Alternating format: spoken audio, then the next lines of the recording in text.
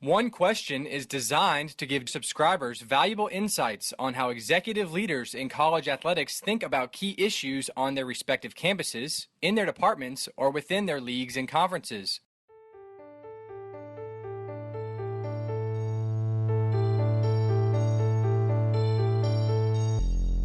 Greetings, this is Ty Brown and welcome to One Question, where we highlight executive leaders in college athletics. Our guest today is Coach Danielle O'Banion. Danielle is the assistant women's basketball coach at the University of Minnesota. Greetings, Danielle. Thanks for joining us. Hello. Thanks for having me on. Now, Coach, you've been in the coaching profession for roughly 18 years, 17 of those years as a NCAA Division I women's basketball coach with 1 year in high school. And, of course, the career of a coach has its highs and its lows. And one of the highs for you was being named the head women's basketball coach at Kent State, a position which you held for, I think, 4 seasons. And now that you've moved past that role, can you tell us what some of the lessons in leadership that you reflect on from that time, and how are you using those lessons in your current position there at University of Minnesota? There are many lessons I learned during my time at Kent State. I'll always be grateful for those 4 years. I think the one that I was told and I learned on my own was not to delegate relationships. And Joanne P. McCauley, who's currently the head women's coach at Duke, said this years and years ago when she spoke at a symposium that I attended. And what she meant by that was not missing an opportunity to connect with people in and around your program on a consistent basis. And when I became the head coach at Kent State, Ty, there was so much that we were undertaking that I inadvertently did delegate some relationships. And probably the most costly relationships that I delegated were with our support staff, with our strength and conditioning coach, with our athletic trainer to a certain degree, and with our academic advisor. And I got better at managing those relationships and nurturing those relationships into years 3 and 4. But in the first 2 years, because I felt like I was drinking from a fire hose, I didn't manage those relationships as well. And I think one of the biggest lessons I learned through experience, despite having been told that information, was not to delegate relationships in general, but especially not with the support staff. I wonder, for anybody who becomes a first-time head coach, first-time athletics director, they're probably going to be trying to catch a moving train or drinking through a fire hose, like you said. How does someone do all the things that are necessary as they're learning to become a head coach, but also keep the relationships close? Looking back on it, honestly, I think that I didn't realize as a first-time head coach how much mentoring and growing that I would need to do with my staff in addition to our student athletes. Mm-hmm. In my mind, I was fully committed to growing our young women on the roster and also recruiting. I mean, we inherited 6 players on the roster when we got hired at Kent State, and so the majority of our efforts were spent fortifying the roster from a recruiting standpoint.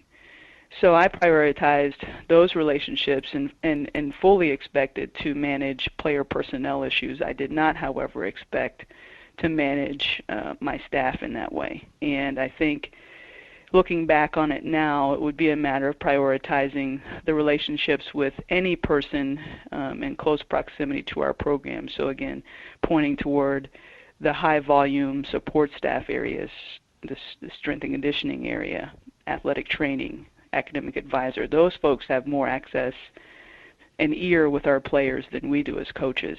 And looking back on it, I should have spent more time myself with those 3 positions in particular, in addition to the coaching staff and our players.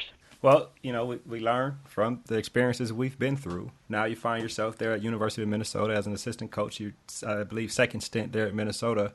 Talk about how the things you just mentioned, how are you applying that as an assistant coach, right, supporting the head coach and the program that you support now?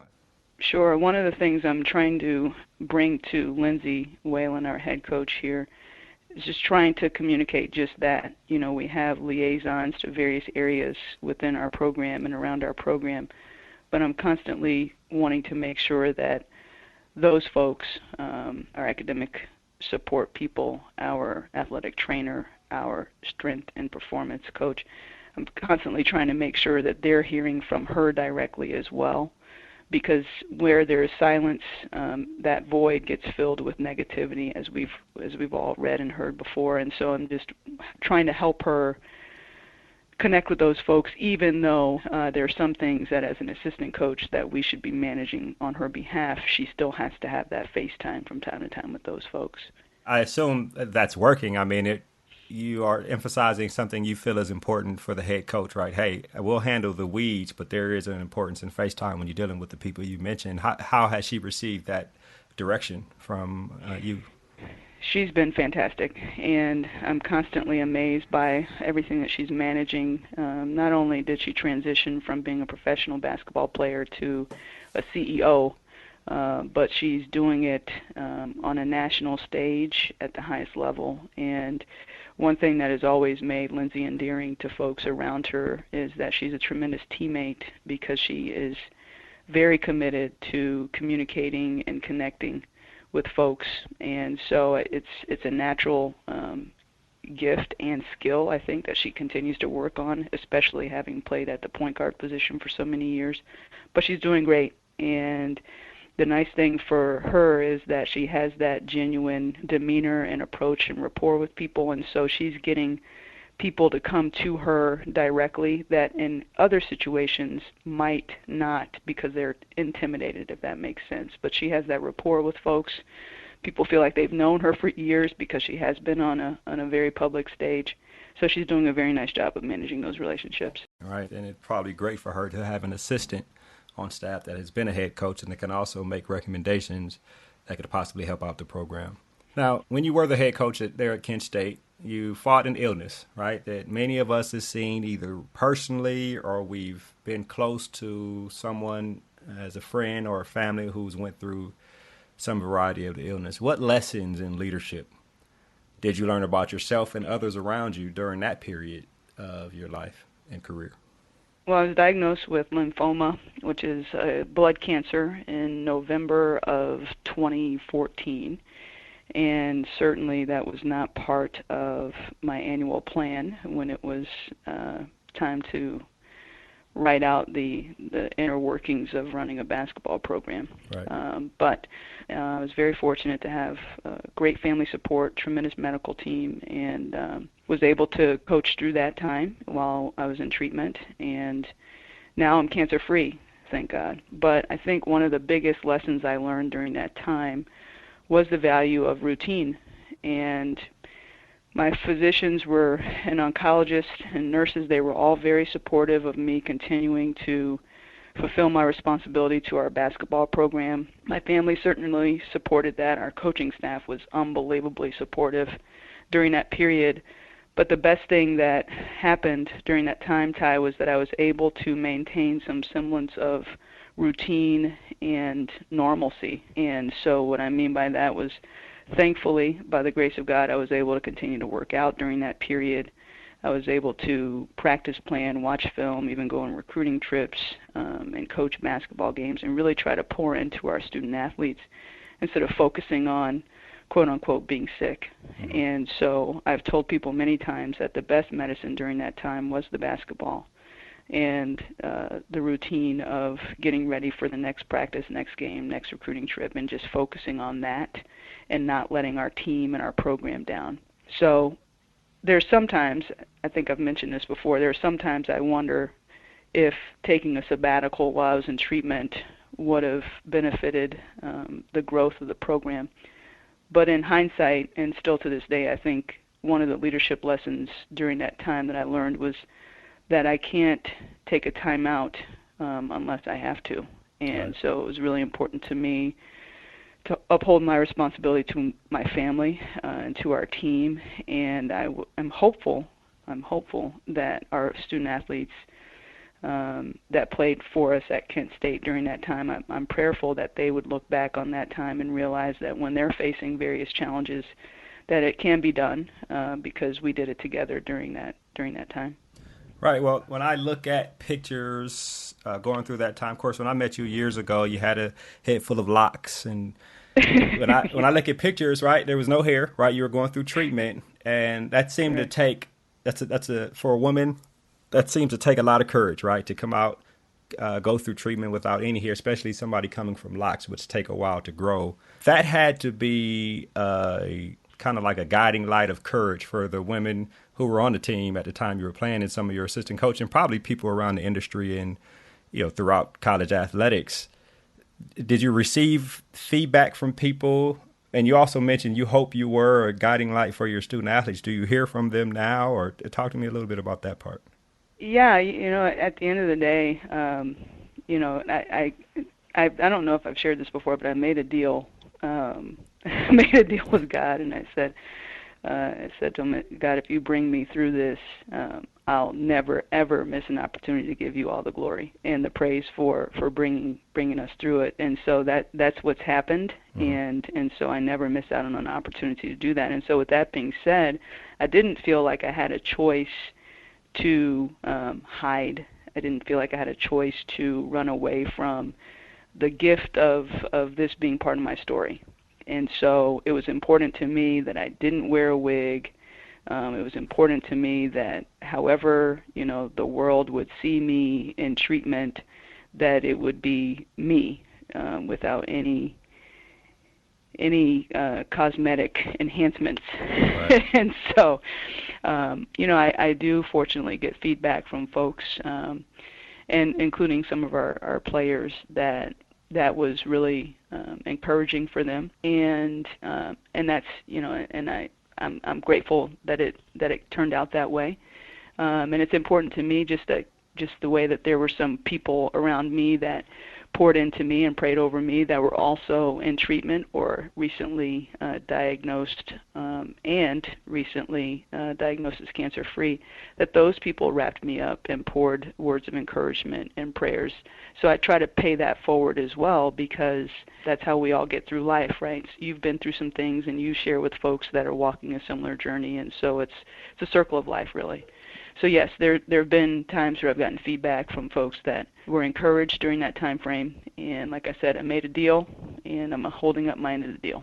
Right. Now, you mentioned one thing there that I thought was pretty important, and in my mind, this is how I processed it. Right, I'll take it on the level of how my brain processes it.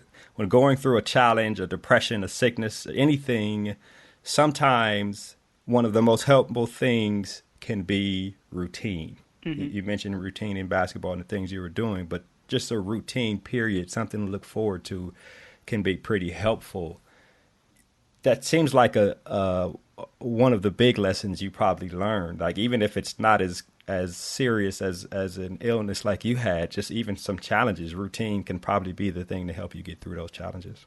There's no doubt, and that's been reinforced. Now working with Lindsay, she was a career professional basketball player, and to hear the various routines that she had, whether it was getting ready for a road game and she went to lunch with the same 3 or 4 teammates every road game day, but her routine changed the night before home games, and so she and her husband would go to the same restaurant, have the same food the night before the game at home, and then game day was very much the same rhythm. Right. And so it's been interesting to listen to her emphasize that with our players, and to even talk about how she's finding new routines now as a coach as opposed to a player. There is great value, tremendous value in routine. From a preparation standpoint, at least I believe, and she's only helped me confirm that, because she's talked about the value of routines and helping her, even get ready as she got older in her career, prepping for preseason and training camp. So I do agree with you. I do think that routine it's really the only thing that you can control when things, sometimes feel like you've kind of lost grasp on them. I'll wrap with this last question about leadership and some of the lessons you learned during your career and life. Should you get another opportunity to be a head coach, what aspects of those previous experiences, as when you were at Kent State, going through the challenges of the illness, even what you're learning now there as an assistant coach, what aspects of your previous experience and current philosophy will you apply that will hopefully lead to success if you do get a chance to lead another program? I'll start by saying I'm not necessarily sure that I want to be a head coach again, largely because my perspective has been enhanced by that time in treatment. And when I say that, I'm not working any less hard. I'm not, any less committed. I just don't feel the need to feel validated by that title anymore. Right. Whereas when I was younger in my career, I was in the rat race and chasing validation through the profession, and probably made some mistakes as a result, to be honest. And so now I'm just really excited to affirm and validate the folks around. And so, when I answered your first question about maybe a misstep or a lesson learned at Kent State, I think we all would say to be successful in life, you need to value relationships. And I've always valued relationships. I just did not nurture relationships at Kent State that I needed to as consistently as I needed to. And so now, as an assistant coach, I'm just really committed to that every opportunity. I'm admittedly not necessarily a feeler, and so, I can acknowledge that from an emotional standpoint. I'm trying to make sure that I'm spending more time with the feelers in and around our program, and so just making a more intentional effort to connect with folks that maybe experience the world different from me. I'm just trying to be more intentional with that. And honestly, just trying to be more present. And that was one of the other gifts I got from being in treatment, just learning to enjoy every moment, because you're not sure what the next moment will bring or if there will be a next moment. And so those are probably two leadership lessons that I'm just trying to keep in the forefront of the brain in every interaction, waking up every day. And then, whatever happens from here on out, honestly, I see it as bonus time. Right. We're in bonus time right now, as far as I'm concerned, and so whatever God has for me, He has for me, and I'll be accepting it and grateful for it. Well, Coach, this has been an excellent conversation. I really appreciate you joining us here on One Question. Thanks for the opportunity, Ty. That was Coach Danielle O'Banion. She's an assistant women's basketball coach at University of Minnesota, and of course, this is Ty Brown with One Question. And keep in mind, the role of a leader is to create and maintain an environment that people want to be a part of. And as always, be better tomorrow than you are today.